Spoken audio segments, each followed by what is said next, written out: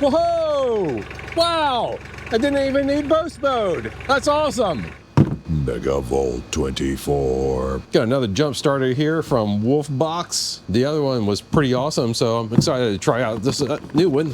This one does not have an air compressor, and I think it's already smaller, which is nice. The other one was a chunky boy. Oh, look at this. Comes with a little sticker. WOLFBOX together in motion. Have our user's manual here. Might need to take a look at that in just a minute. Let's get this thing out of its condom here. Yeah, this is a nice looking little unit. And it's the 4,000 ampere one. Oh, screen protector, gotta get rid of that.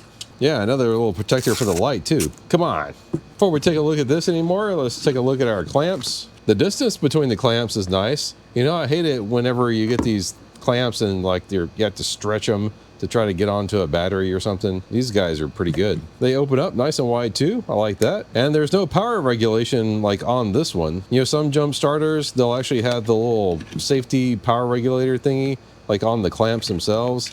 But the clamps are just cables, and it looks like this thing does all the safety regulation stuff internal to it, you know? Oh, nice. Look at this. Looks like it comes with its own wall wart too. Very good. There's some shmoo on there. Now, this little guy is 65 watts, so that's not too bad. We'll set that to the side for the moment. Has a nice little troubleshooting guide and instructions right on the back of the jump starter. That's cool. It says the battery capacity is 88.8 watt hours, and USB-C both in and out is PD65. That's pretty awesome. Over here, you have the little USB ports. You have your A and your C like real close together there. Nice tight little rubber cover. That's good. Up front is the light. We'll check that out in a second. And then on this side is the jumper cables. Pretty straightforward. And then ain't nothing else on this guy. Nice and svelte. Let's go ahead and hit the power button, see what happens. It's at 78%. Okay. We'll get this thing charged up before we test it out. Now you hit the power button once and it turns on the light. That's a pretty nice looking light. Hit it again and it flashes. That's irritating. And then it gets you a slow flash.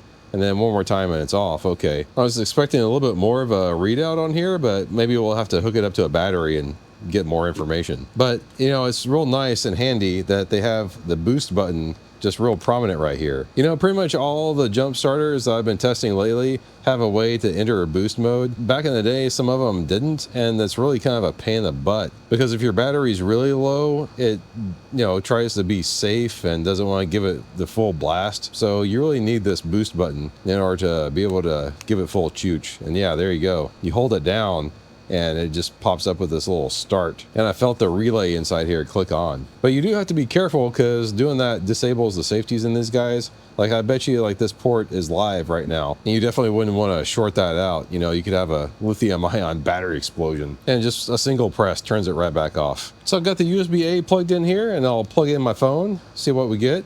And hey, yeah, it says it's charging rapidly. So, all right, that's a good job. I should probably try out its charger, but I got a fast charger plugged in down here already, so I'm just gonna plug it in.